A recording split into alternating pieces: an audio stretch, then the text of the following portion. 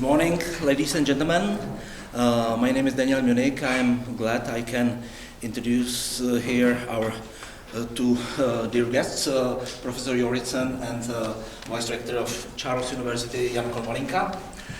Before I give floor to both of them, I have to mention few things. First, I am welcoming you at IDEA, which is an academic think tank at CERGE-EI. CERGE-EI is a joint workplace at Charles University and Academy of Sciences. For those who still do not understand this CERGE-EI, and IDEA is within this entity.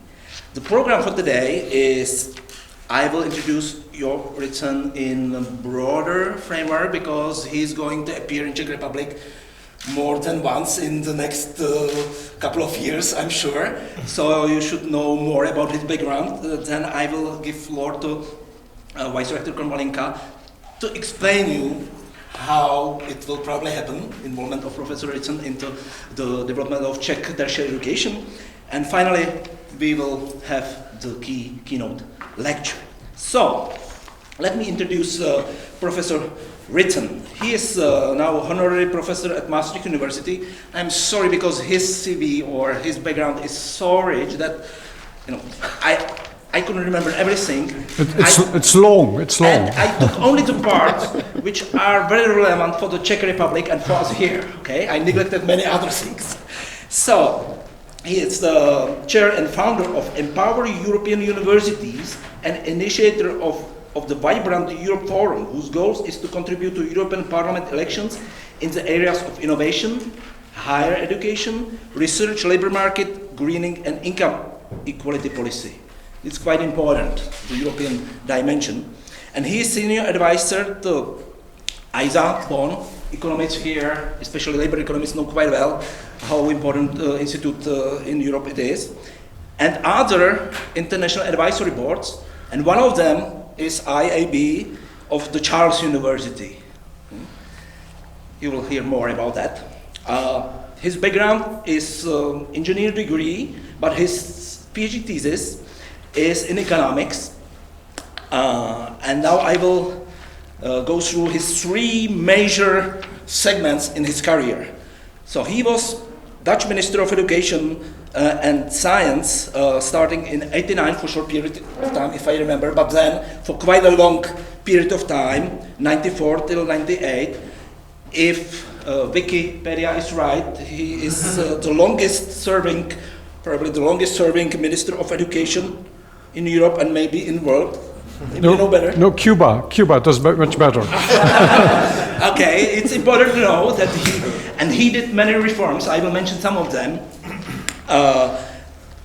I can't not compare Czech Republic, which where average duration of ministerial term in education is, and people from the ministry or from the is 1 year, the average? Slightly above 1 year. This means that 25 years after the Velvet Revolution, he might have about 20 ministers already of education, maybe even more. Okay. So, when he was a minister, he introduced a number of reforms throughout the educational system. I will mention those at tertiary level, because it's topic of our presentation today. So, among other, he introduced new form of student financing, where student grants would only be available for those who completed their studies. And of course, not everybody was happy there in those times. And he also introduced a special student card for travel. Again, he can tell you stories maybe at the end, at the refreshment. And these reforms were successful, so that the higher education system in Netherlands is now considered as very well-performing worldwide, and a large number of foreign students are coming there. Also, reforms in science happened during his term. So, this was the political or policy part. It's applied policy, right? Yeah. So then, given his experience, he became president of the Maastricht University during 2003 and 2011. Right, quite long period. And during that time, Maastricht University became well-known worldwide. That's my feeling, and it's generally shared impression. It got internationally involved, many international students, and now the university is ranking very high in international rankings. And finally, Jo Ritzen is a researcher. His thesis was in economics of, I have it here, education, economics, growth, and income inequality metrics. And given his economic background, he was advisor to President of the World Bank, Jim Wolfson, and later President, many, Joe Stiglitz, the Nobel laureate, and other, and he was involved in many important events, which changed the world. That's my impression. And at the end of my list, it's not the whole list of your career, so I will stop here. And I will still not give you floor because we have Jan Kormalinka to tell you more about how to involve Professor Ritzen into what we are doing here in Czech Republic. Please. Dear Joseph, dear Daniel, dear colleagues, friends, professores, spectables, it's a very special honor for me to introduce Professor Jo Ritzen's lecture. Actually, I always say so, but that this is my very special pleasure to introduce our speaker. This time I do mean it, really, because Professor Ritzen is an extraordinary and very distinguished person, and we have very special plans with him. Professor Ritzen, as you have heard, has a very distinguished career, not only in economics, but in active policy making. For us, him being for actually 9 years, with interruption, being a Minister of Education sounds like a science fiction, and maybe explains to some extent the difference between educational policy and results in Holland and in our small country. Professor Ritzen was not only very active in advising to politicians and being politician himself, but he has been also president of a relatively small, what used to be relatively small in the regional university, and he made it to a really international, renowned and highly competitive university. I'm talking about University of Maastricht. And that's another thing that we would actually like his experience in. He was so kind to accept our invitation to become a member of the International Advisory Board of Charles University, which he shares with such personalities like Aaron Cechanov, a very distinguished biochemist and Nobel Prize winner in biochemistry, with Professor Hoyer, until very recently General Director of CERN, and a number of other very distinguished professors and important scientists and researchers from Heidelberg, Vienna, Utrecht, UCL, and other major European universities, including 2 American institutions as well. The reason why we have advisory board is, in a way, to tell us and our students and our colleagues that 2 + 2 = 4. We actually need them to tell us that the recipes for excellency and for international competitiveness are already here, they are on place, that people went those difficult paths before us and succeeded. So, and Joseph Ritzen is one of the personalities who shown already that they can make difference. And I hope very much that he and his colleagues in the advisory board will tell us what to change in order to become internationally competitive and good university that Charles University absolutely requires to be and actually should be and always have been. So this is what I hope our collaboration with Joseph Ritzen will bring, and I must say I was absolutely impressed by his performance during 2 days of this year's International Advisory Board meeting in Prague.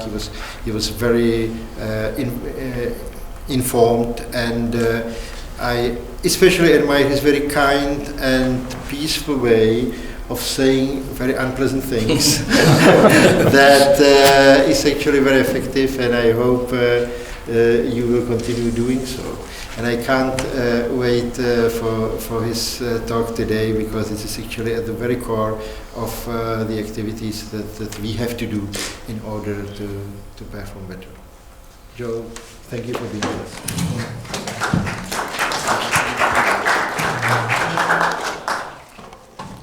I have the feeling that something is loose, which is correct. Ladies and gentlemen, what a pleasure and a privilege to be here. Prague, but also the University of Prague, this very old university, which is actually reinventing itself, as the way I see it, to belong to modern times, not to be too much in itself. And then with this beautiful introduction, knowing that everything I'm going to say is going to disappoint you. So what I always have to smile when I listen to this, because it just came about. These things don't happen by career planning, but they just come about by, I think, something which I hope is a stimulus for others, by just trying to do the right thing and looking at the environment as, well, very much looking at their own interest first, and secondly at trying to do the right thing. So my, what I hope that people take from my career is continue to just look at your environment and trying to make change from the perspective of future generations. And the career will come by itself. Well, maybe that's too easily said. Maybe I just was a Sunday-born child and things just went for me. But I do believe it has a lot to do with, indeed, the conviction that you're, particularly as a researcher, are not here to just say it's all fine or to look at a third decimal of an econometric calculation or the correctness, but indeed to contribute to policy. So that is something which I like to add to the introduction, but thank you very much for these very, very kind words. And then from there on, knowing that this will be disappointing, I thought also I should invite some of you to work with me through what I thought is really something one can consider to be the new economics of higher education. And I think many of you know the background of the economics of education, which didn't start to be a field until around, what was it, 1960, 65, when there had been several, interestingly enough, this came not from the universities, this came from, well, mostly from the OECD, where OECD had the Organization for Economic Cooperation and Development. You all know OECD. I wasn't actually sure. I believe the Czech Republic also belongs to OECD, isn't it? Yes, sure. Because OECD does write reports about you, and I wasn't sure whether that was because of the fact that they just like to write reports about you, or that also this was because I thought they... More than 20 years, yes. They only also like to write reports if you pay them. And so in that respect, I thought, yes, you must be a member. But OECD, in the early stages, started to reflect on what makes economies move. Are you aware of that? That was the time of Dennison. People who are not here on your board as Nobel Prize winners with a major status who have been here, because this was in the 60s. And they found, interestingly enough, that it is not capital investment which drives economic growth. Well, at least that only explains a minor part. So before that, also in the works of Tinbergen, but also in, say, the works of Solow, I don't know how you pronounce him here, because you know how much better how to pronounce Solow. What is it, Solow or Solo? Solow. Okay. Solow, he had this beautiful model in which you have an economy, and that economy produces things, and those things can be used either for capital investments or that can be used for consumption. The whole idea was an economy runs by capital, that means physical capital, that's machines. Huh? So you invest in machines and then you get economic growth. And then Dennison was the first one to pinpoint, well, that may be an interesting way of thinking, but it doesn't fit reality. So that is where they residual discussion came about.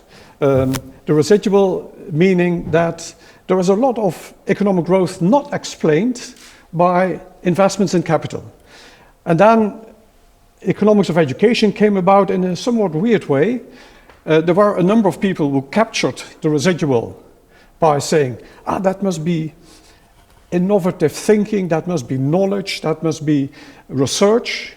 And others said, well, maybe that's also because of the fact that people are better educated. So that is, you might say, the old start of the old economics of education.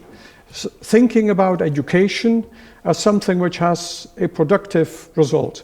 And then you would say from that this maybe was not in our textbooks, in our teaching, or was it? Because in the old textbooks, or in the textbooks, you learned that the old economists actually had it all ready.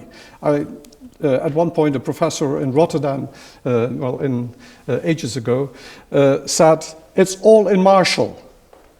That is the book of Marshall or the volumes of Marshall on economic development. Or it's all in Adam Smith, one of these old economic thinkers. No, it was not. Adam Smith actually is, interesting book at that time. I think it has also inspired thinking. On education, it has only one chapter, interestingly enough, which is on the way you organize schools, in private schools or in public schools. Marshall doesn't have anything on the economics of education. Interestingly enough, that the major capital, so now I'm turning it into an ideological feat in the sense of education is the most important thing, of course. Human capital is the capital. And I call this a bit the new economics of education, in the sense that we now look at education and higher education in particular as driving economic growth. And of course, when I talk about economic growth, I'm well aware that that is not the only thing which is important in society. It's also the way in which economic growth translates. Thank you very much for mentioning my dissertation. I was really early on brought up in the notion that there was also something like income distribution, there was also sustainability, there are many other things which count. So don't look only at economic growth, but economic growth still at the same time, sustainable economic growth, a very important element. And then my combination is here then with the policy relevance. Europe needs better higher education to remain competitive. Interesting to say it this way, and you can challenge me on that. And I'll try to take on that challenge from the beginning, that Europe is reasonably competitive worldwide, but it may need to make more steps. I'm talking here really also as a semi-politician. I'm talking about Europe, I'm talking about also the Netherlands, about the Czech Republic. They want to be competitive. Of course, every country wants, but I very much particularly address Europe. I actually address this also in a book which is called A Chance for European Universities. So this has been my whole life, in the sense that wherever I was, I wrote a book about what I was doing. And it was not on writing to tell people, but really to record my studies. When I was university president, I wrote this in the sense that I wanted to understand why Maastricht was doing things as they were doing and why they were not doing different things. By the way, I entered in Maastricht University after the law which I had passed on higher education had been passed for almost 9 years. And I found a university which was not behaving according to the law, which was quite interesting. But it was also an interesting confrontation that laws are not the only thing which count. You also have to make sure that you accommodate them with different instruments. And I think here also our discussions are very important. But so trying to understand where the university was and how it worked. So we have now 50% foreign students. We started to teach fully in English. We were by far the first one on the European continent, in non-English speaking countries, I should add. In English speaking countries, they seem to speak some good English. But in other parts in Europe, we were the first one from the bachelor degree onwards. And also training the staff. So the support staff, the doorman, has to know English if you have foreign students, because it's no way in which the foreign students can come and say, from where is my classroom? And the doorman says, sorry, can you see that in Dutch? Or even in the local dialect, that might have been the case. So, but writing down what I thought were the major developments, I came to the point of a chance for European universities, because I think they are still not doing well enough. And they are overtaken by, there's also here a gentleman from Singapore, they are overtaken also by China. So I've been in the past years very closely associated with Chinese universities, particularly in the parts of Beijing and Shanghai. Of course, Hong Kong has universities which are in the process of taking over the role of European universities. And I don't like that. I mean, I think European universities can do better. So that's the policy relevance. But of course, from the background, it's not just about a ranking or a position. It's about what the universities do and the contribution these universities make to sustainable economic growth and reasonable equity. So that is so what's new? And then the other new part is, first of all, it's bringing together all the different aspects. And that was highly needed because you have here also on your list of distinguished speakers, Gary Becker. But in a way, I mean, Becker has given the wrong slant to the economics of education by only looking at returns to education. So how much does education cost to you as an individual or as a society?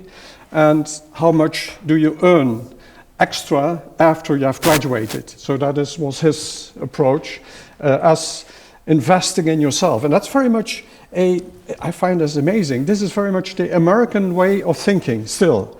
He has had a great support in the US, where I think about it really as something in which I'm absolutely in favor of tuition fees.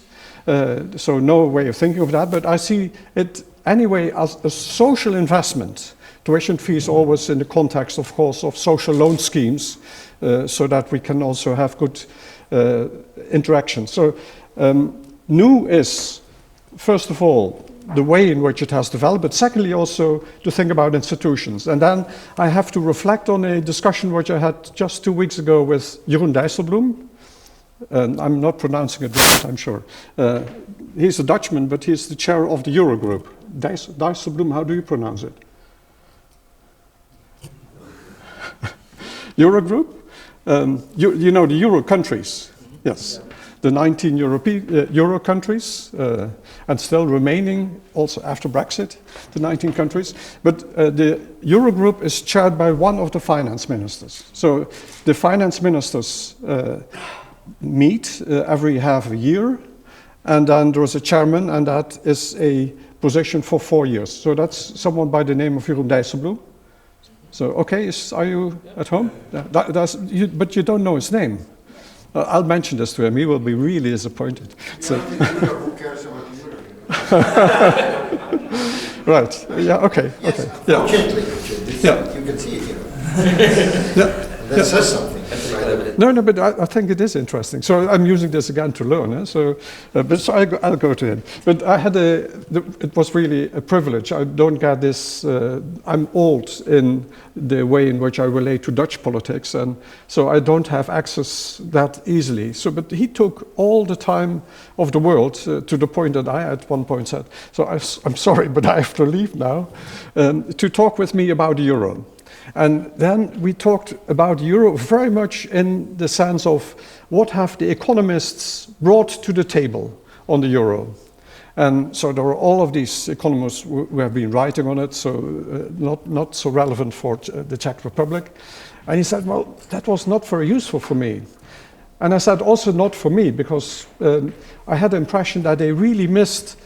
And he said the word, institutional aspects, how you arrange things, how you make relationships between, say, the structure of the euro, which is now a structure in which you have something which you might want to have actually in which I'm sure you will have it in the Czech Republic, which you have something like a stability and growth pact, which means that you don't run into too high a debt ratio, is as a country as a whole, that is 60%, debt to GDP level in the Stability and Growth Pact. So this is actually another presentation which I'm giving now on the euro. And also you don't have too high budget deficits. But that's an institutional arrangement. And so what I've missed until now, not entirely, Philippe Aghion, also here, one of the people who visits here, started very much to think about institutions in research, the way you organize research. And so I mentioned in the meeting of the International Advisory Board that there was something like optimal arrangements. And so then also Jan asked, so what does it mean, optimal arrangements? But we do have something like optimal arrangements in research. But so in that respect, what I missed until now was more attention for institutional aspects, how you arrange higher education, and that in relationship to what higher education does. So, and what does it do? And you will notice I'll always talk about higher education is not about degrees. So many students would be quite happy, particularly those students who leave, and they are actually much less happy when I say that it's about competencies and about changes in competencies. So what are competencies? What would you think competencies are?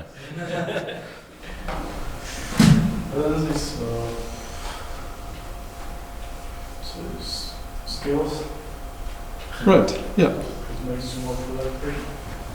Right, no, so that is competencies. Yeah, what makes you more productive? Productive in what way?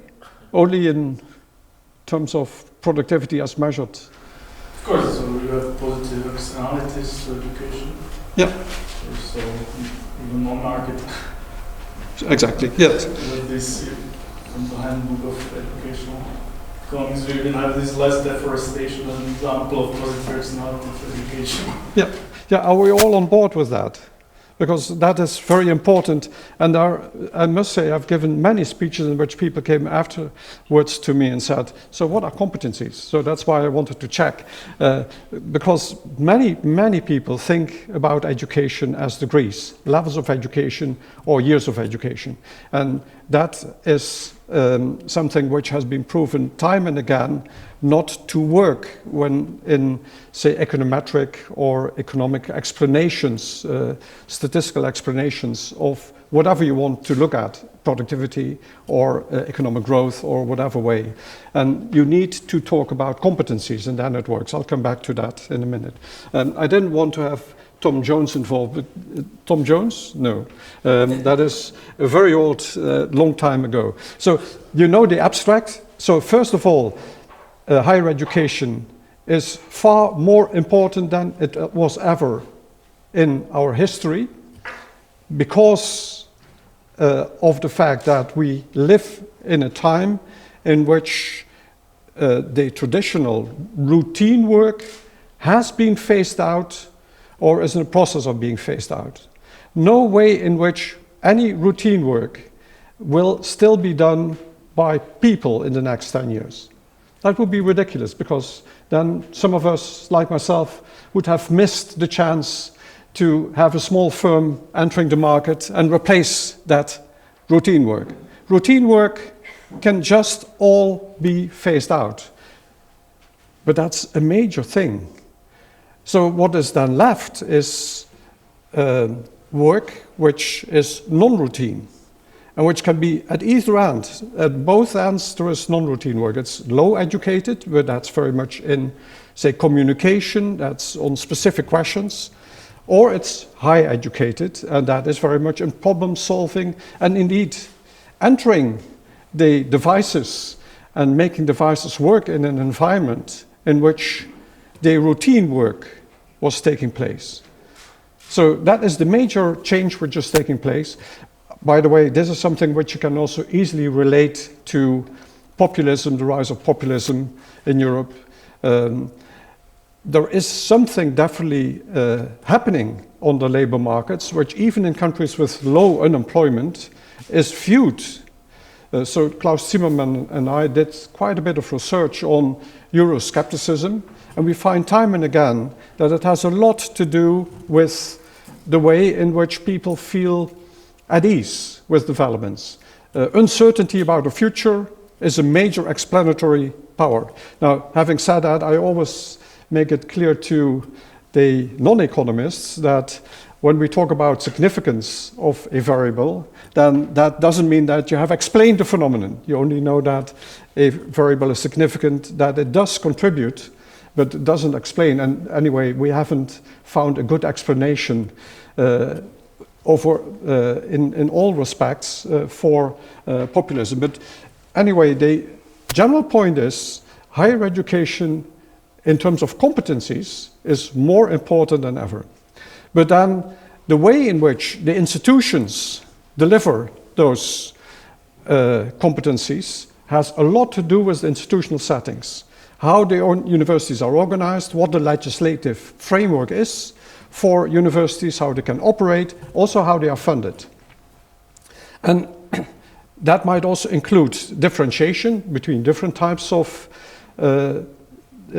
universities, the more research intensive and the less research intensive, which is also to some extent, I believe, in Euro law, as you understand it well, but where you can talk about. Funding is an important. I have advanced in the Netherlands a notion which I agreed on with my American colleagues just before I entered office. I had a major session in the University of Wisconsin with colleagues in economics, and I asked them, I had already been appointed, I asked them, what should I do? And they said, you should pay according to output. And I came from academia, so I'd been a professor before that, and I did that to the big surprise, an unpleasant surprise, I might say, of the Dutch community, because imagine you come in parliament, you write first a note, and of course you have first discussions, and those didn't go well. Everyone thought this is strange. But at the end, we did fund universities per graduate, not per student. So not I would have loved to pay them only by the increase in competencies.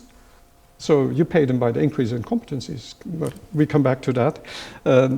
But at least you can pay them according to graduates and not to students sitting there. Because what is a student? I mean, that's nice, that's a person in the process of. It's an intermediate product, you might say, if you want to have all the anger of the students directed to you, because students don't feel that they are an intermediate product. They are humans. No, and that's right. I think that is also something.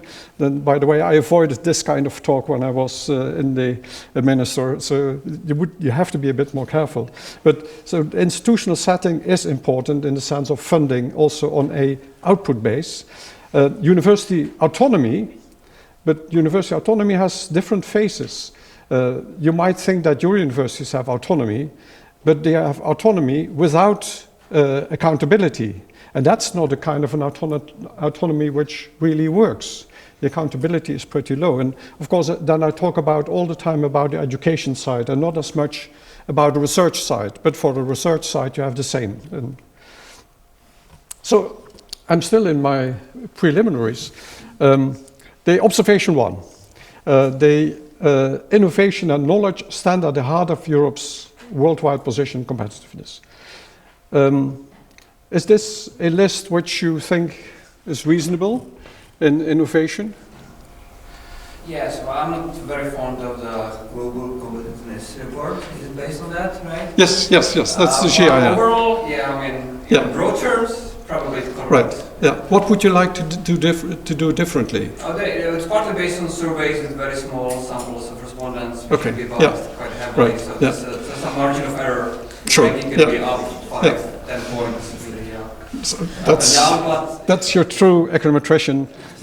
Don't go into politics with this kind of talk. I mean, you would be excellent in politics to have this in the back of your mind. So sometimes in Parliament also they ask me, you don't have any doubts on this? And I said, of course I don't have any doubts. This is, well, I thought, if I say that I have doubts, then it's killed. So of course you have doubts all the time. Of course you have these margins, but you have to work with something. No, you're completely correct. And so there's some margin. And where would you think, who would do better if you would use different methods? Would the Czech Republic go up or go down? Yeah, but the Czech Republic, I think it's mainly based on the fact that R&D investment by enterprises grew quite noticeably in recent years, and it's actually now higher than Netherlands per GDP. Yeah. So that's an interesting phenomenon. In research. I'm not sure whether if one looks at the output, that the Czech Republic would be, it's 27th, okay. Yeah. Yeah, I think the position is, for Czech Republic, I think more or less, correct, I would say, globally. Where do you want it to be in 10 years from now? On the top, okay. So I would love... We are falling down, actually. Yeah. Yeah. Right. All the universities with quality, they are falling down in all the rankings. Sure. Yeah. Oh, sure. Now I'm saying sure, but you can almost see why, because they are not moving fast enough. The world is moving so particularly Asia is moving really very fast. But also some European countries. The Netherlands there were no rankings before, but the Netherlands was actually not very high in the 80s. And has been 70s and 80s. I was also closely associated with politics as a professor in Rotterdam, but not in a formal position. And it was clear that, particularly in some respects, so I graduated as an engineer, a physics engineer in Delft, and at that time there were very close, this was 1970, and were very close connections with industry, and some 10 years later they were completely gone. There was no connection, and with connection I don't mean that you have to do research for industry, but that there is something like feeding each other in terms of the way you work together. So indeed, countries can move up and can move down. Switzerland also has been moving up with these two universities which do extremely well and have also a tremendous contribution to the innovative potential, particularly of course the one of Zurich and also the other one, EPFL in Lausanne. I consider that really to be a prime example. You should maybe get the former... We have been there, we have visited them, we talked to them, and yeah. a number of connections. You should have maybe the person on the advisory board. And he's, by the way, also a doctor, medical doctors. Medical doctors are, I think, generally bad, sorry to say that for the rector at the moment, but they are bad news in general for universities, because the medical area is a very special area and is not one which can understand easily the way in which other parts work. Now, fortunately, there are really excellent examples. My successor is also a medical doctor, and he, I think, is doing extremely well. And I think also here the rector of the university here is doing very, very well in terms of what you say, realizing that you should be among the top. But so this is the index. But then there was another one which I very much, maybe you can explain to me what is here on, because this is, it's important to look at this, because this is the only thing on competencies. So what do you see?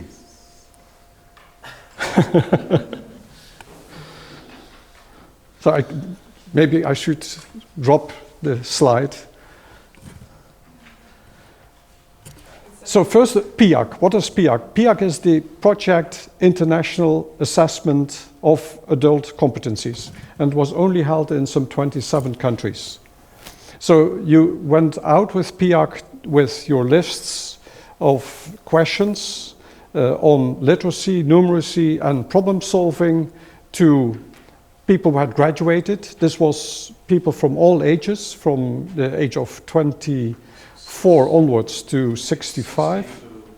16 to 65. Yeah. And asking them questions and assessing in a very rude way. I mean, if you think about precision of measurement, then it's very rude. But and then they came for graduates with this conclusion. So what's standing there? So Czech Republic is quite middle, so it's maybe good.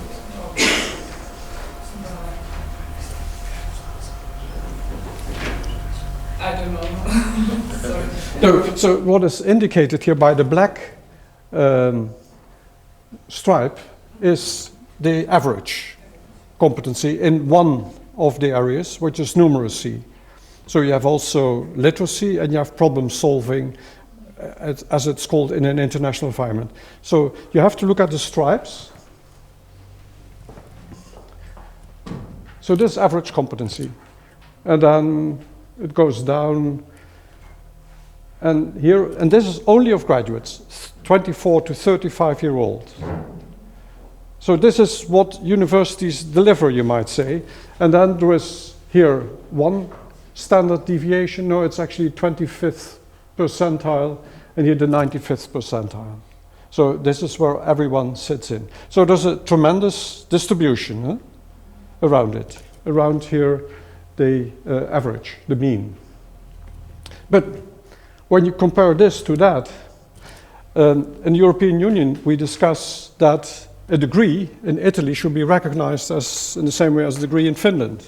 But if I'm an employer, I would have these data, I would, on average, really question where the Italian comes from. He might be in the 95th percentile, so he might be even better than a low-scoring Finn.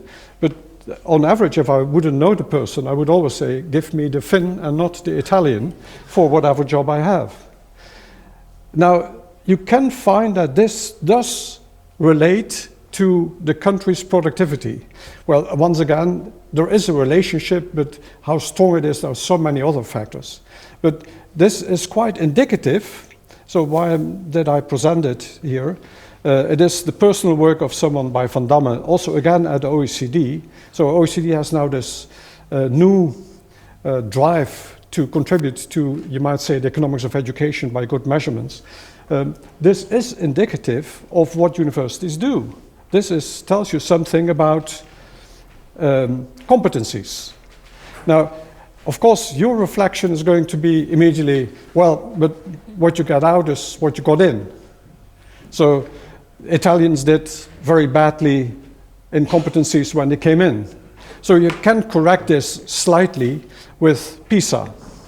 PISA is this project, International Assessment of Adult Competencies. Yes, please.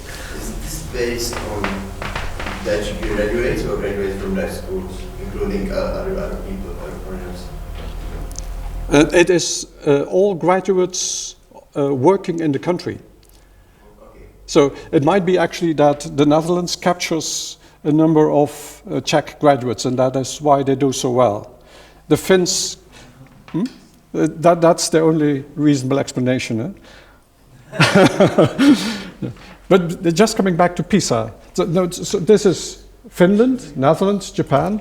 The most amazing thing is something which Van Damme, the guy who did this research, said is an Italian PhD has on average the same competencies as a Japanese graduate from high school. That is pretty damning for the education system, because you can't imagine that Japanese and Italians are so different in terms of their DNA. And I think also, no, they are not, no. You have also a question. I'm an engineer from robotics, I don't understand it quite well. How is, for example, literacy measured? Does this mean then some university graduates in Italy cannot read and write? I mean, when you look at the tests, they are, as I said, they are very rude. But indeed, they do for graduates. So this is, by the way, this is numeracy. Can they count on average? Well, yes, all right, but what does it not. mean, count? No, the numeracy is. 1, 3, it's higher level of numeracy. So calculus. Yeah, right. Yeah, yes, not yes. just It does include, but no, indeed. When you look at the tests, I think you did some work with the tests.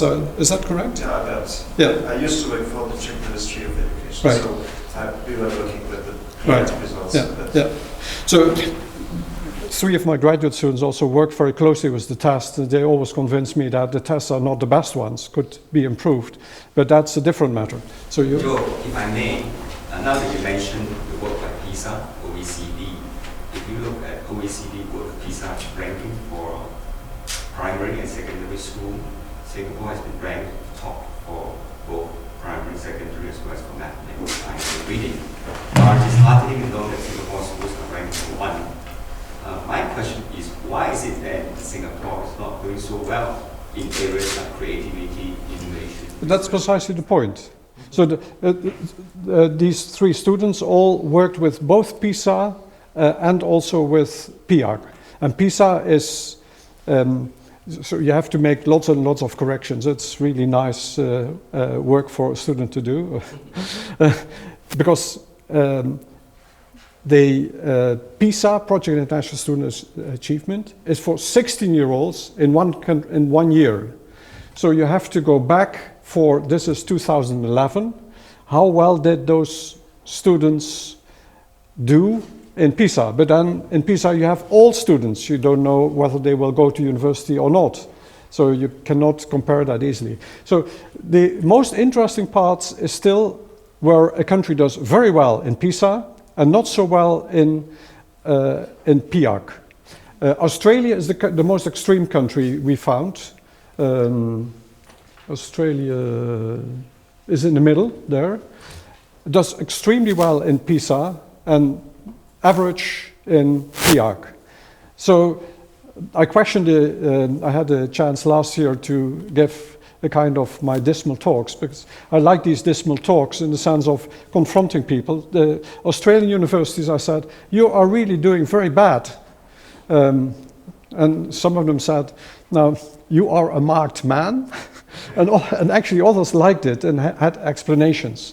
So Australia doesn't do very well with its higher education system on average because of many elements, but one of the elements is that bachelor education is not very good, because all the university rectors will say, of course, we try very much to shift our money to the master and PhD level. And the second is, we actually use quite often, we have foreigners pay through the nose, actually very high amounts, and then we let them in the country without having the credentials to study.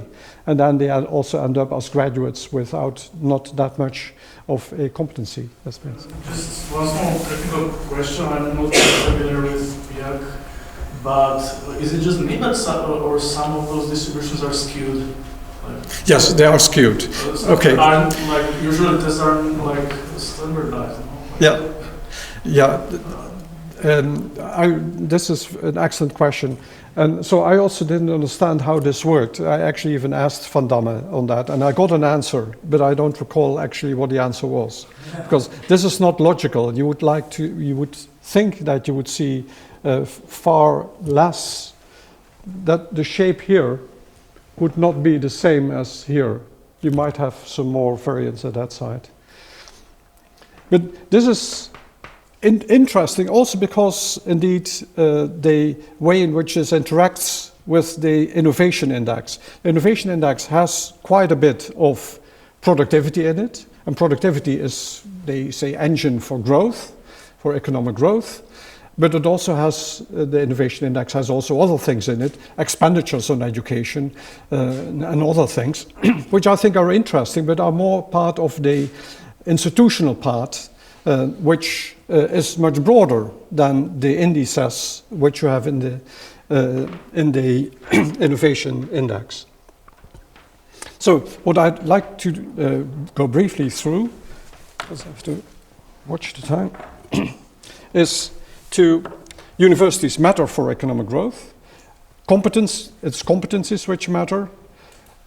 My derivative is, have universities paid, that's going to the policy domain, for value added in competencies. A few words on ensuring equity, and particularly from the perspective, many of us have learned that equity comes at the costs of growth. Yeah? How many of us have learned that? No one has learned that. Good. Because I think there is a good point to be made that more equity doesn't have to go to the costs of economic growth. To the contrary, more equity can actually have more growth impact. Organization of funding matter. And then I come to a point which I really believe I have added to the discussion worldwide. Politics can be organized, and we assume that the lifetime of the minister is something which is exogenous to us. Is it? Or shouldn't that be a public debate worldwide? I mean, why do we take politics to be as exogenous in terms of our studies and not make it a part of our considerations in the same way as we analyze other things? So, and then briefly summarizing.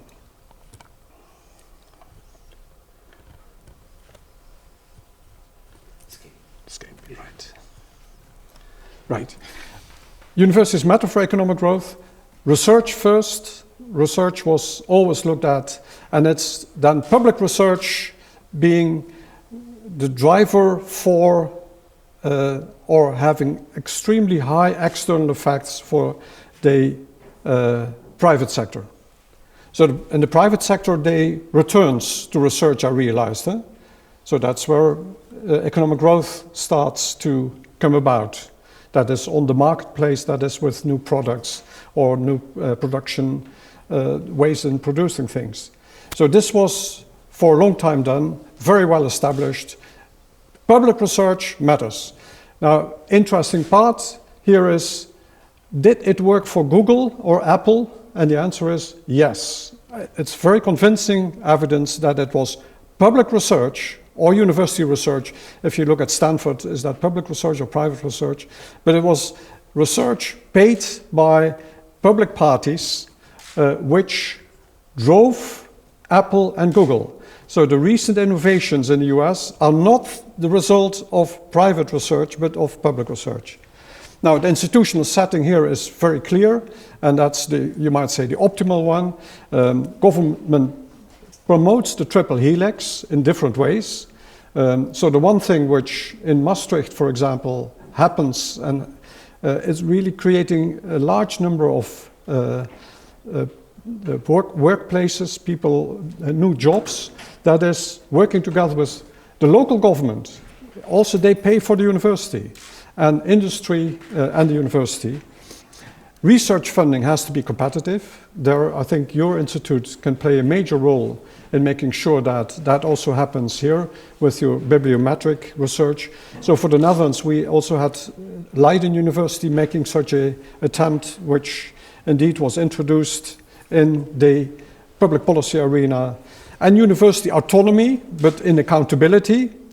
University autonomy, but accountability for research outcomes. That was on the research side. So that is the easy part. But the one thing which I started to understand more and more is when economists try, in particularly in economic growth models, to capture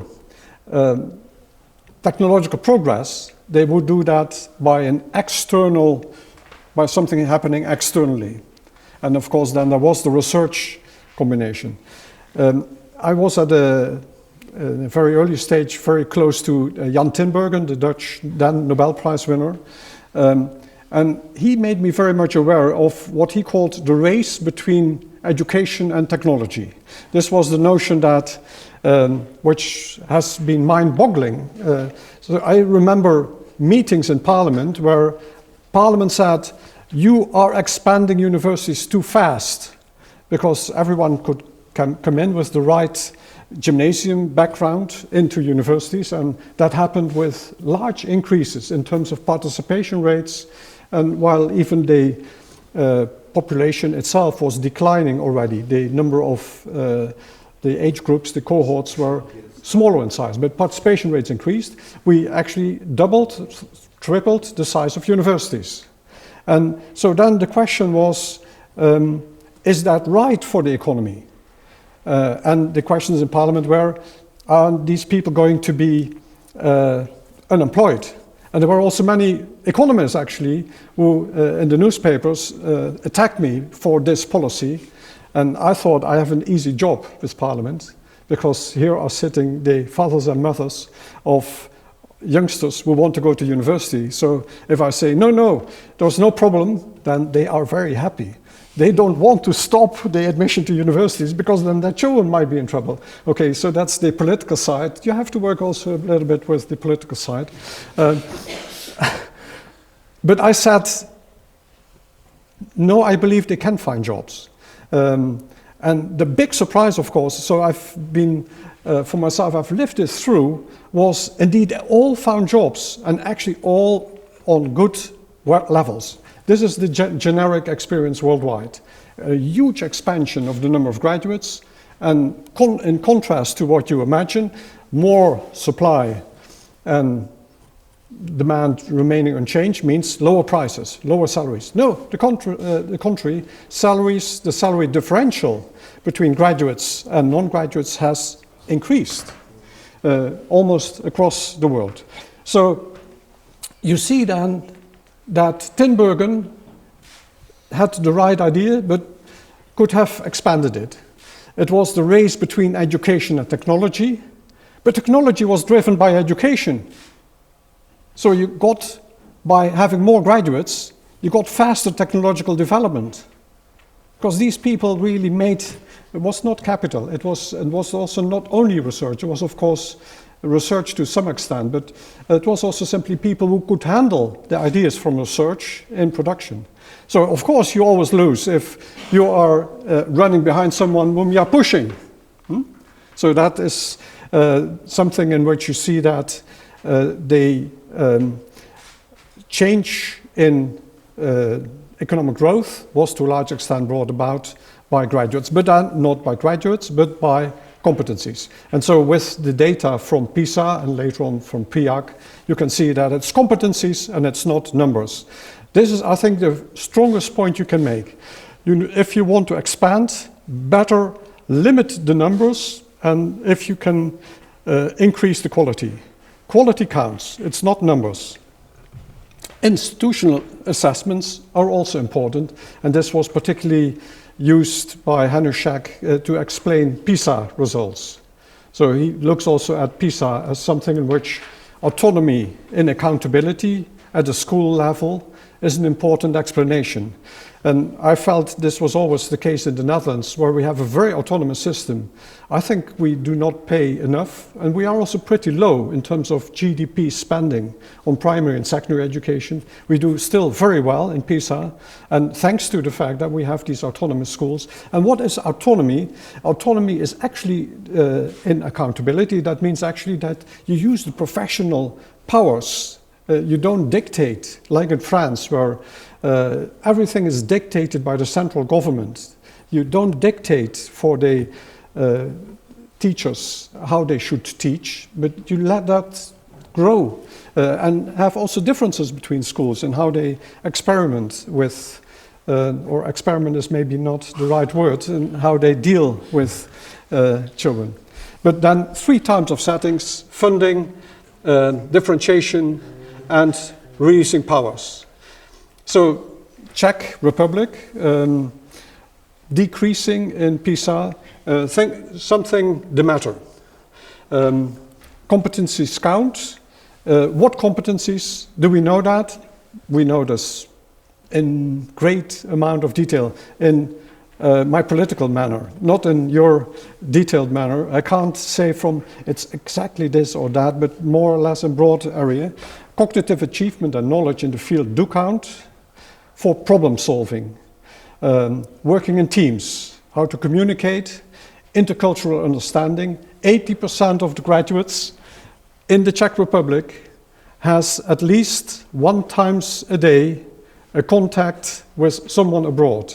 I thought that was an amazing result, because I thought this can't be the case, because some of the graduates will work as lawyers.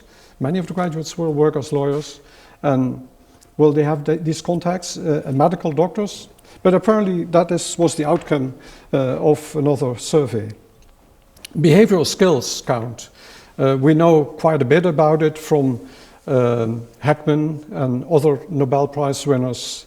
Armin Falk in Germany is doing quite a bit of interesting work on that. Economic traits also play a role, and of course a good understanding of ICT. So here comes my point where making universities then accountable for value added.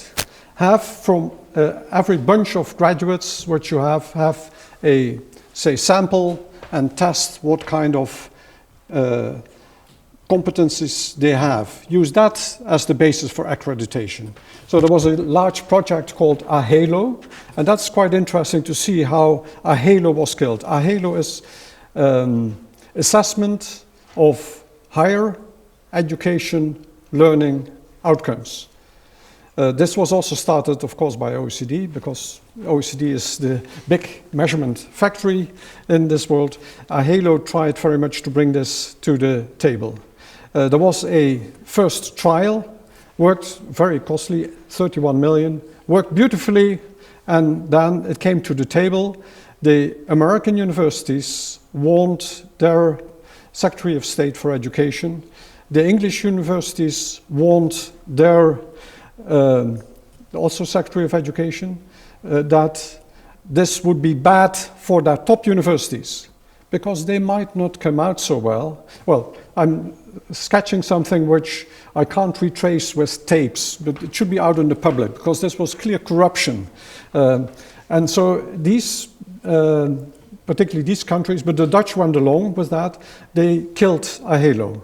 And so there are now new ways of looking for AHALO. But interestingly enough, the Brits at the same time were convinced not to continue with AHALO, but wanted to have the same way as they do with research, also an assessment for education. So this is the UK government with the way in which the State Secretary Johansson formulated it. So the British universities were elated, particularly Oxford, Cambridge and Warwick, elated because they are the top in terms of getting research money, with the results, was the result that AHALO was killed, and the next day they got something worse, because it's always worse when a government starts doing this with civil servants, then it's going to be far more intricate. You stressed the importance of competencies and their value added. But I would like to say that this is very misunderstood in this country. We are actually, our accreditation is based on competencies, but the word competency is completely misunderstood. While you and also me consider competency to be, say, creativity or out-of-the-box thinking, here in the country, the competence is understood like Java programming, or can you repair a computer? So we fill this list of competencies, we have to do it. This is something which is called profile of the alumni, but the profile of the alumni consists of such stupid lower level skills like C++ programming, and nobody cares about creativity and communicability and so on. So be careful when speaking about competencies and see people who agree. They may not understand it. Thank you very much. I think that's a very important addition, that sometimes the language can be confusing. Now, modern competencies are always about using information for problem solving. So it's not about rote learning. So this is the big thing in Asia, but where I found we didn't have that on our list. I was not so long ago in Shanghai, and I was tremendously impressed by, first of all, in PISA, they are 20% above the average, while other, so that's, but those are 3 parts of China, so it's not the whole of China, but still, when I talk about a part, I talk about Beijing, 40 million people. I mean, that's not just a city. Shanghai, 24 million people, and what is Hong Kong? That is... No, Hong Kong, the size of the population. These are huge populations, and they do extremely well in PISA.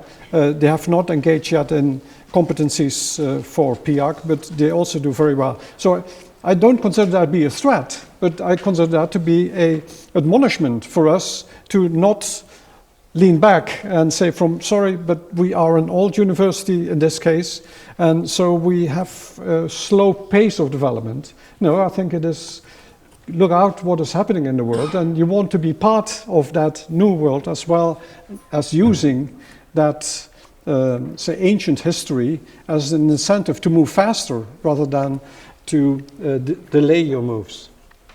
Differentiation, I briefly talk about that. That has a lot to do with something which is in your law, that is in the sense of making sure that you gear your institutional setting to the places where, to a pedagogy which leads to the highest increase in competencies. And that is generally looked at as making a differentiation between vocational education, higher vocational education, or say University of Applied Sciences and other universities. So differentiate internally, maybe even more differentiations. I think there is no university among the top 100 who doesn't have a substantial internal differentiation. Of course, with admission standards, which are also then different between the different levels, but also with ways in which you can move from, say, one strand to another strand.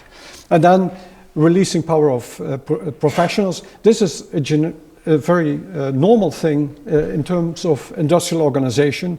You never want, as a boss, to determine what people do. You want to encourage them, you want to support them, you would want to bring the best out of them in terms of also accountability. Of course, at the end of the day, they have to account for. Interestingly enough, the Netherlands now has made it clear that the professors don't have attendance times. They don't have to come at a certain time in the morning, or they can just move around freely. But they are subject to evaluation at the end of each year of what they have done in terms of their contributions to education and also the contribution. But maybe that's already the case also here. But it used to be different. It was like in the other organization. Independent leadership is extremely important to be able to realize accountability. Now, what is independent leadership? That is not the kind of leadership which has, in order to be elected, to make the compromises for continuing the past in a society which is in many respects disruptive. Many of the industrialists believe that the disruption is substantial. I think they may underrate even the disruption if they look at their own industries. Most industries which do well have reinvented themselves at least twice in the past years. I thought General Electric is a very important one. Shell is a very important one. My prediction will be that the Shell, which we will have in 5 years from now, even 5 years from now, will be unrecognizable compared to what it was 5 years ago. I think they will move into away from fossil energy. So they are a fossil energy company. So we live in the neighborhood in Maastricht of a chemical company. It's not a chemical company anymore. It's a food company. It's completely changed. But the average lifetime of a product is only 5 years.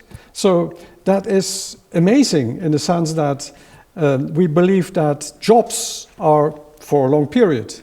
But if the job entails doing the same task, then that is impossible to realign with that lifetime. So in that respect, university leadership has to deal with this in a sense of also in universities of making changes which cannot be based on a majority, but has to be based on something else. Now, it's not always easy to do that. And by the way, we have some evidence with Mrs. Horo that the autonomy improves value added in education for innovation. Overall setting is... Question, how to make universities autonomy and at the same time open to the world? Because we have problem with the Czech Republic that most of the universities are hiring their own graduates. Right. Yeah. They do not participate very limitedly to the research abroad. Talking about students from abroad, so if you make them autonomic totally, then they will keep the status. So Yeah. how to break this circle? Yeah. No, that is a major problem of, so don't feel that you're the only one who suffers from hiring internally. It has a lot to do with the much smaller mobility, inclination to mobility in Europe. So European mobility within countries and between countries is small. But University of Amsterdam, 60% of its professors are also from the University of Amsterdam and come from the region originally. So I always say to them, just stop with your enterprise, just that is not good. But you can do something about it by simply having hiring conditions. University of Siegen in Germany now does that. They are not hiring, period, someone from their own university. So they can hire someone if the person has been abroad for a while or at another university, then he or she can come back. Your point is precisely that in autonomy, quite often the leadership will not engage in mobility, will not engage in hiring people from the outside because it's not comfortable, but it's the kind of autonomy in terms of responsibility. When you have autonomy of the kind, as I may say, you have at the moment, without the accountability for research, there will be now more accountability for research. Of course, you end up with very big pressure on the leadership not to change anything. So that is indeed not the best thing to do.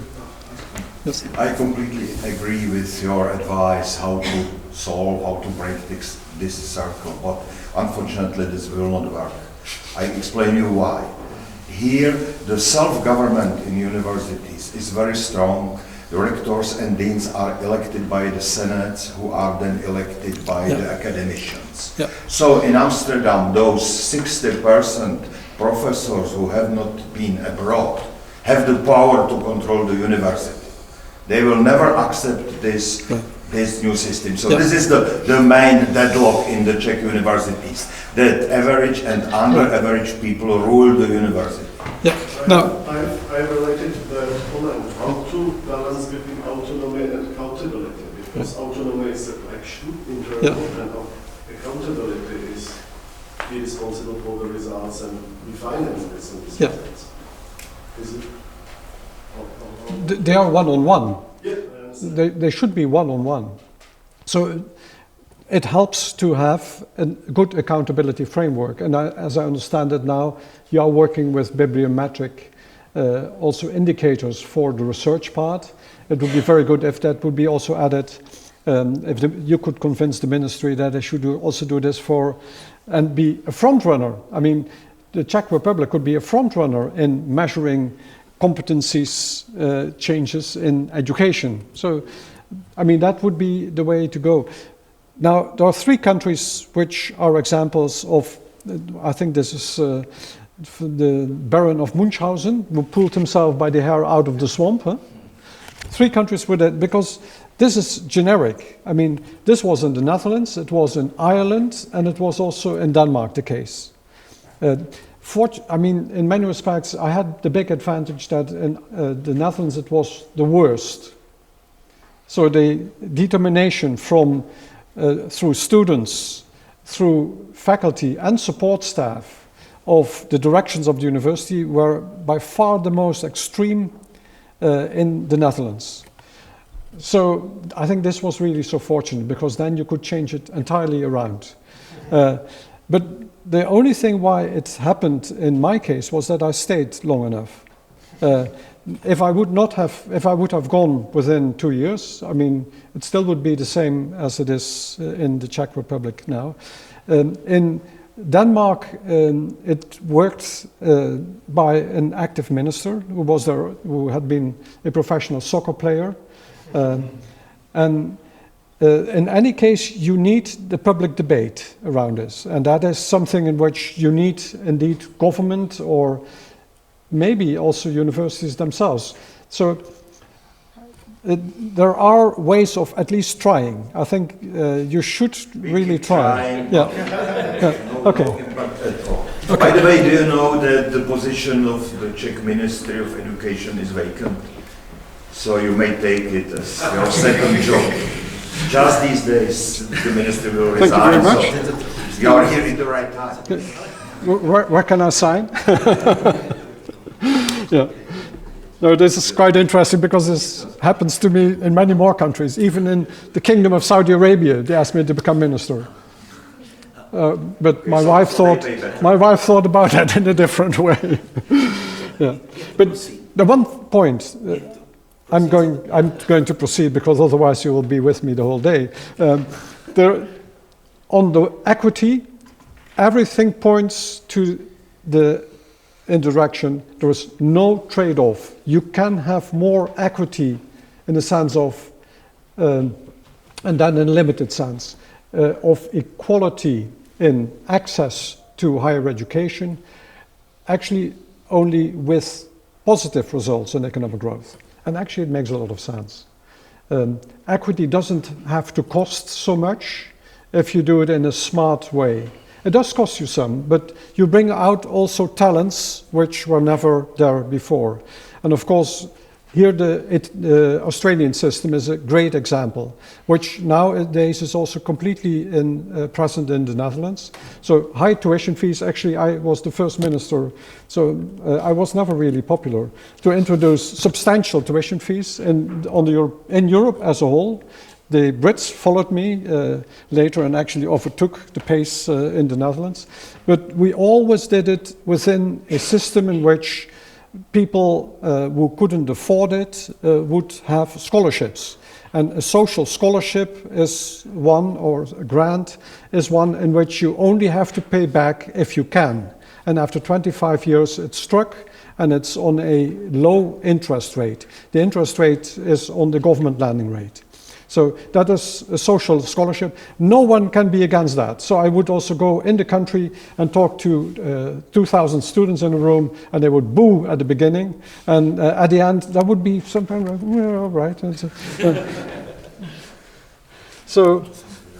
But this is also a no-brainer. But you need, and here I believe that university should be, I was going fast, but not that fast. So here is your question. Is politics as the driver of policy making sufficiently well organized to deliver a framework for the right organization and funding? No, it's not in most countries. But some countries seem to have done this differently, to have non-partisan long-run policies. Now, here, Central and Eastern Europe have far more difficulty in dealing with non-partisan policies. That is explained to me from what I've been reading as the heritage also of the Soviet occupation in the past. That is that there is an extreme, say, confrontational cause between opposition and the ruling party. Germany also has something of that. When the Social Democrats are in charge, they do things, and when then later on the CDU is in charge, they will undo that and start anew, which is a disaster for university policies, because university policies need at least 5 to 10 years before they are fully implemented. So you can't change all the time around. Nordic countries and also the Netherlands has far more a coalition nature. So I was in a government with the Christian Democrats, and I was in a government also with the Liberals, who had been both, the Liberals have been an opposition party. You always try to have a majority also with the opposition in order to make changes, because otherwise you would know that next day actually your enemies have to be your friends, so you have to deal with that. Question. It goes back to the education system that not only teaches how to debate and how to argue and how to listen. Exactly, yeah.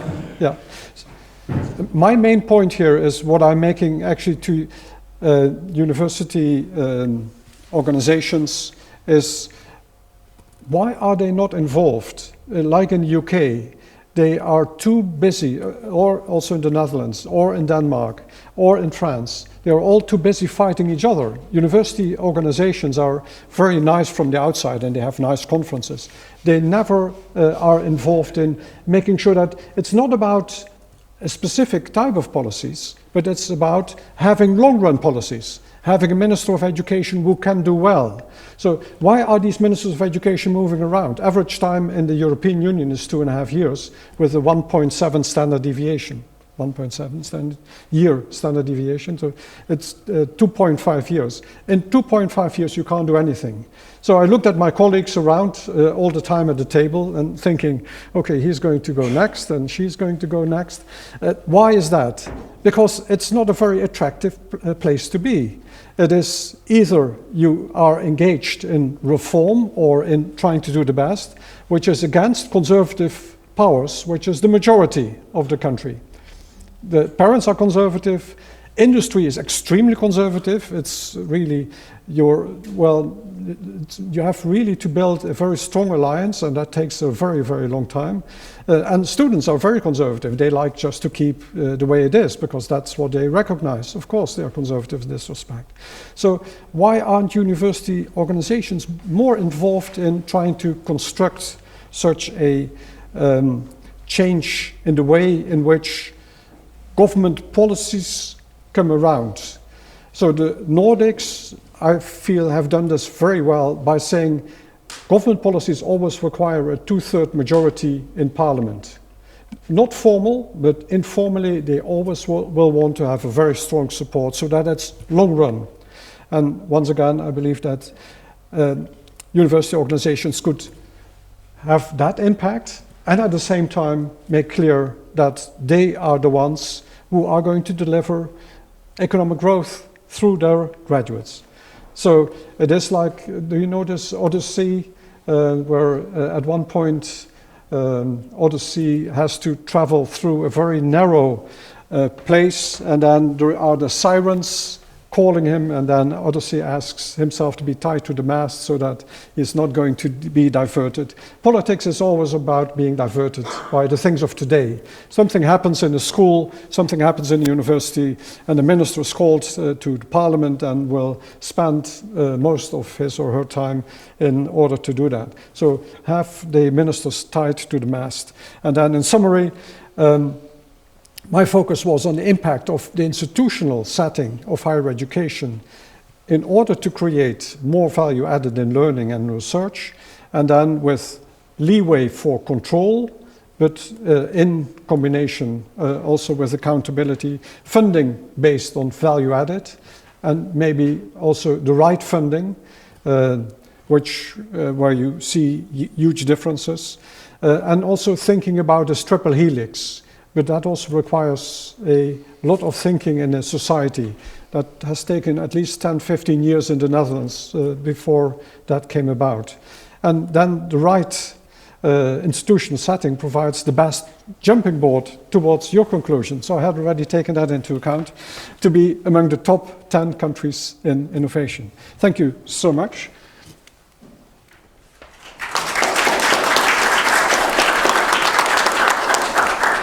Do we still have time for questions?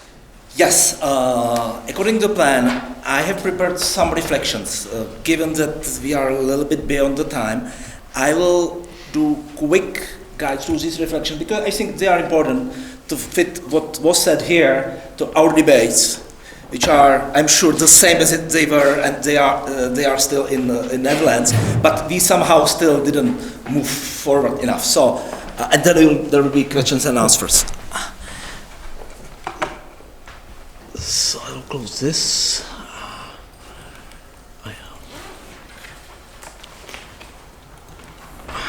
Page up. I have many more pictures than I will talk about, but it will be downloadable from the site. So I need this. So very quickly, reflections. I'm reminding that there was something called white paper on tertiary education almost 10 years ago in the country, and there was OECD mission coming to Czech Republic to explore what we have found and what we recommend. It more or less agreed with the findings and recommendations and concluded that it's not still sufficiently developed and of course not implemented yet. It's just linking the OECD to Czech developments. So I looked at the SWOT analysis presented there, especially weaknesses and threats, and made yellow those who who still after 10 years after, almost 10 years after, still apply fully. So it's significant underfunding and minimal guarantees of future funding, low ratio of graduates of short cycle programs, high failure rate to complete studies, incongruence between applicants' choice of study and the labor market, excessive dependence of public sources, inefficient management system with imbalanced powers and responsibilities. I said I will be fast, so I'm skipping threads. There are a few more. Most of them are still the same as they were 10 years ago. I have a couple of graphs I will mention. This is very poor monitoring and characteristics of the study body. Czech Republic being here, an outlier at the west and north, and it's going back to the accountability, which was mentioned here as improvement component. You can't have accountable institutions if you don't have enough reliable information for all the players. This is another diversity of students changes. We don't know anything because it's not being monitored in Czech Republic. Graduate tracking surveys, there are only optional ones in Czech Republic. I will skip this. Impact of competition dropout rates on funding. Well, nobody cares much about these dropout rates. And I will present something very, very narrow. In fact, it's tracking failure rate of students of BA programs who started studying in 2003 according to the year when they left without degree. Okay? So, here, let's use this cohort. 45% left the school, the program, without getting degree. Simply they failed. And this is cohorts over time. So you see the cohort in 2010, more than 50% of BA entrants didn't finish. This, in fact, we did it with a colleague from the ministry who is no more there. We pushed to compute these statistics, so it probably still produced, but nobody cares about these. In technical fields like yours, you'll see the failure rate is almost 70%, or maybe it's even 70% because we don't see all the cohorts until now, right? Finished. This is economics in PhD programs. You'll see more than 50, almost 60, if you go up here, complete these cohorts which entered relatively recently. The funding, the support, financial support to students is very minimal, small amount of grants, Czech Republic, but there's fees being paid even at public institutions. You know, we don't have public education free at universities. This is involvement of employers into what's going on in teaching and so on. So this is another institutional problem here.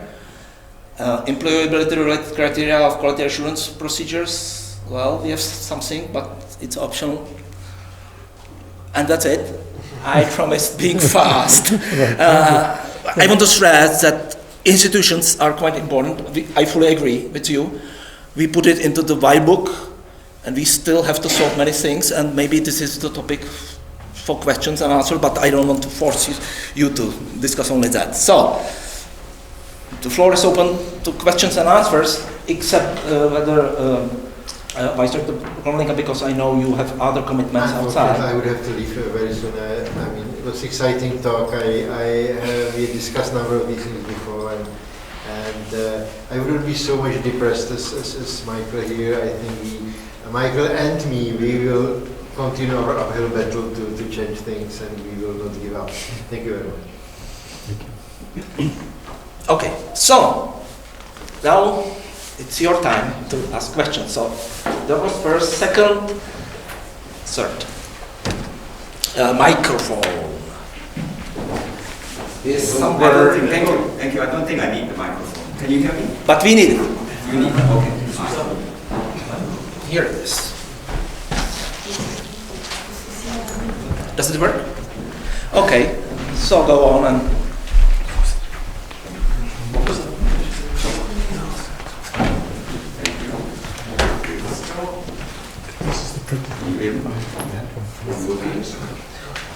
It's recorded. Yes. Thank you. First of all, thank you, Jo, for the very interesting, inspiring lecture and for sharing with us your vast expertise and experience over so many decades. It's been really refreshing.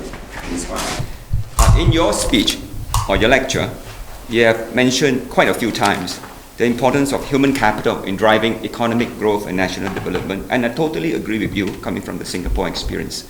By the way, I'm the visiting professor here to your university. And so, especially in this knowledge-based economy in the new century, and in Singapore transformation experience from third world to first, we have no resources. We are a very small, tiny little island country. And the only resource is human resources. And therefore, I totally agree with you, the importance of human resource, capital for me, human capital. And in our universities, both National University in Singapore and US and Nanyang Technology University, NTU, ranked respectively as 12 and 13 globally, first and second in Asia. We are also going through some of those restructuring exercises that you alluded to in your lecture. The very pertinent topic of professional autonomy versus professional accountability. And also, as with most big universities, our student population numbering almost 40,000, we are also considering major restructuring exercises like unbundling, rebundling, things like that. So in this context, may I ask you, what might be some of the policy applicability and transferability of this kind of restructuring exercises, rebundling, unbundling, some of these, issues? Because as you know, as universities grow larger, it tends to lead to issues with bureaucracy, with efficiency, transparency, competency. So in this vast restructuring, in order to have more efficiency and efficacy, what might be some of your policy suggestions and lessons? Thank you. Just a quick reply. The OECD review here showed also that there's international experience and agreement on how a country should move. The question is, what is the political support for making that move? That's the question of this Baron of Munchausen, because there's so many vested interests in the existing way of doing things.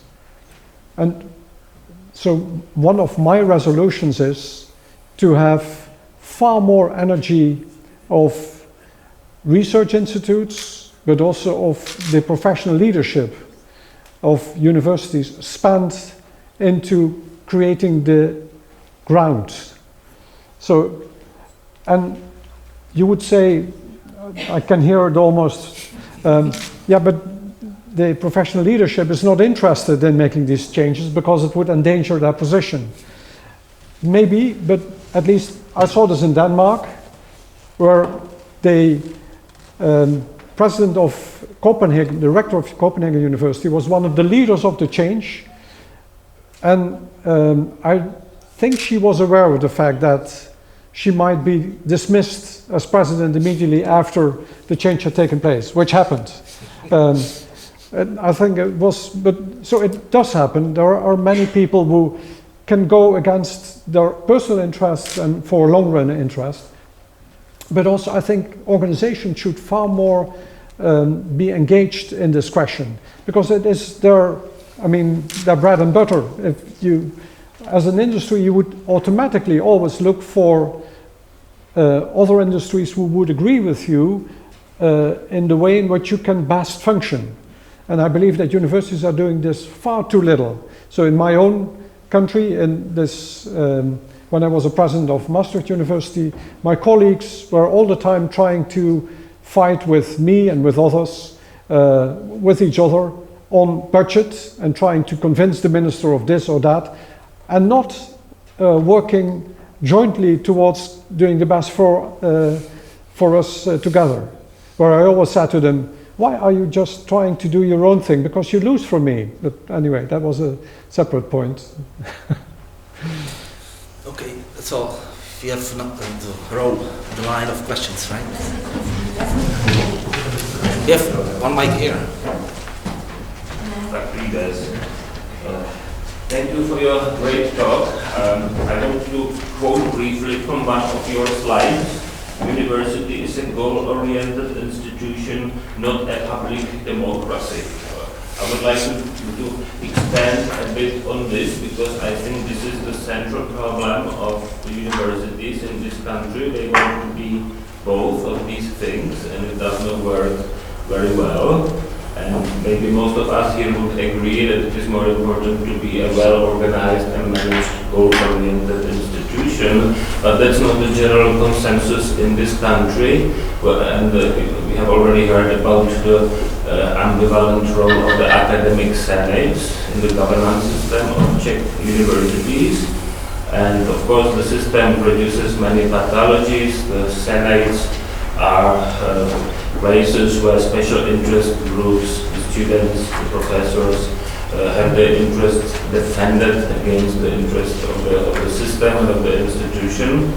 But at the same time, there is this tradition that goes back to 1989 and earlier of a strong role of students in the administration of the faculties. So it's not an easy thing to change this. And then we had our higher education law amended last year. There were only cosmetic changes or no changes at all to the governance system of the universities, which has to do probably with the self-interest of the existing university structures, and it also has to do with this democratic tradition. And given your vast political experience, what kind of arguments would you use in the political debates to tell people that efficiency and good management or organization of the universities may be more important than having a strong democratically constituted senates? Well, I've been trying also to look at the different experiences in the past, and maybe it would be interesting actually to make a really full study of that, because I'm doing this now off the cuff without precise dates and precise constitutions. It would be an interesting research project. Denmark for me is a very interesting country in which this happened. The arguments there were, and so I'm now trying to see a way. The Minister of Finance, so in a cabinet, the Minister of Education generally is extremely weak, is also chosen because he or she is weak, but has potential. So, I mean, it's, the Netherlands is an exception. I think they truly believed that I was going to do a good job in education, because I had been writing a lot about education, economics of education, but also in other areas. And I had been also very close to politics. So they believed that I think I was an exception, but I still realized very quickly after I became minister that I had a choice. If I wanted to become prime minister, which was thought of by some people that I might, I would have to immediately abandon any ideas about education change and immediately have to gone to the Minister of Finance, who was actually a very good friend of mine. He was also the leader of the Social Democratic Party. I would have said, if you need any cuts in the budget, and of course, I'm very much willing. I mean, it didn't go this way, but early on, all cabinets always go through budget cuts. And health is a sector which you can't touch, because that is short run, and that is something in which you notice that you don't do things. Education is another large sector, and so that's an easy one for cutting. Of course, when growth happens, then also you can also increase slightly. But the best an education minister who has a real career prospect of moving towards becoming prime minister or minister of finance or leader of the party is in education to abandon any education agenda and to just cut the budget. Now, the minister of finance is in this respect a very central person in any cabinet. And if he or she believes that this works for the economy on the shorter and longer run, then I think you have an ally. Business, I found to be extremely difficult as an ally. So you mentioned the degree of participation also of students and special interest groups. This was worst in the Netherlands, but it made, and that's another alternative, but that's the alternative I think we would like to avoid. If you continue in this way, you're just falling apart. So the Free University of Amsterdam was clearly falling apart through the way in which interest groups ruled the university. And so that was for me an excellent starting point. So I could start at that point, but I hope you don't have to do that. And I worked very closely with the Minister of Finance in a very different way. I didn't cut on the budget, but I promised him to keep the budget on the long run in a better shape. And actually, many of the ways in which I brought things together were indeed had excellent budgetary consequences. The civil servants in the Ministry of Finance loved me because I said, I'm not going to pay any more per student. I'm going to go per graduate. Students get loans for participating in studies, but if they don't graduate, they have to pay it all back. And if they graduate, of course, the loan will be absolved. So all of these things gave the impression at the Ministry of Finance that this was indeed also cheaper. And of course, part of these gains I used actually to bring back in the universities. In that period, the average period of studies went back from 7 years to 5 years. So it worked. And so the feeling was indeed that we are doing much better. So your direct question also a bit to you. I think the universities themselves, you have to find allies. I would also try to find allies among industrialists, but once again, I found them to be extremely also conservative. The Minister of Finance is a good contact, so invite him here. Now I'm talking about the Minister of Finance, and I just saw the demonstration 2 days ago, so I'd like very much to talk about the future Minister of Finance. Can't any one of you be the future Minister of Finance? Okay, great, thank you. I remember there was a certain answer somewhere in... Yeah, but my question is already answered. Okay, great. So, we have time for one or two questions, yeah? Just a short comment.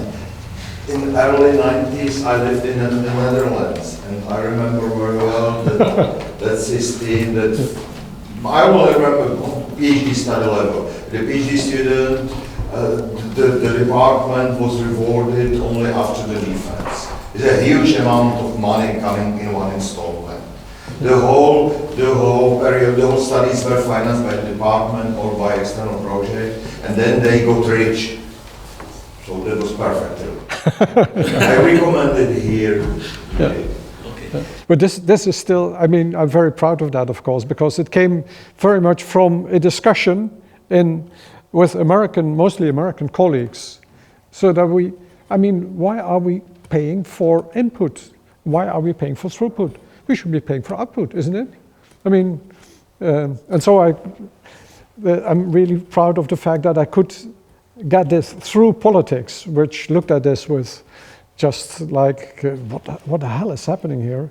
And I still feel that it was the Prime Minister later on, and earlier the Minister of Finance, who was also the party leader, who deserves the credit. Because in the process, my popularity and that of the party after one of my deeds went down. And then there was a discussion, can the party survive all of these education reforms? And then he would always say, if you think this is the right thing to do, and if you don't do them too close to elections. So there was an optimal time. So after an election, you immediately have to start a discussion, but also not too fast. And then you have 2 years, but then the new elections are again, say, coming about, and then stop. So then you have to wait for your next term.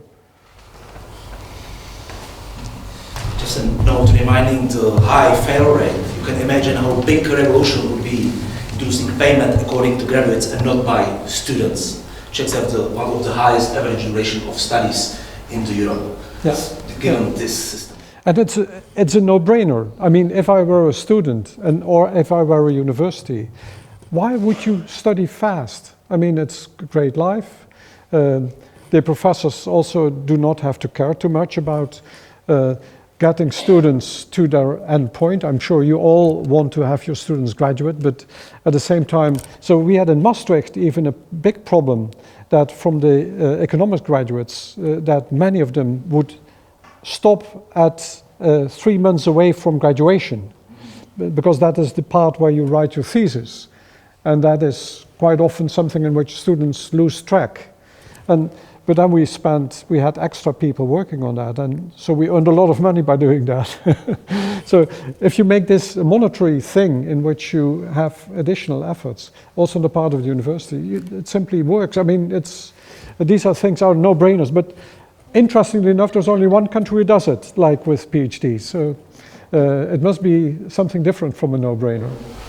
But the typical counter-argument here would be that the university would even lower the criteria for graduation, and we would get even worse. But there you have accreditation, you have, and I would even have measurements. So. But we don't have measurement yet. No, okay, but do it jointly. Introduce the measurement together with. That's the problem, that you have too many changes at one moment, and no minister can do it, especially those who have ambitions, political ambitions. Yeah. You sound like a good member of parliament.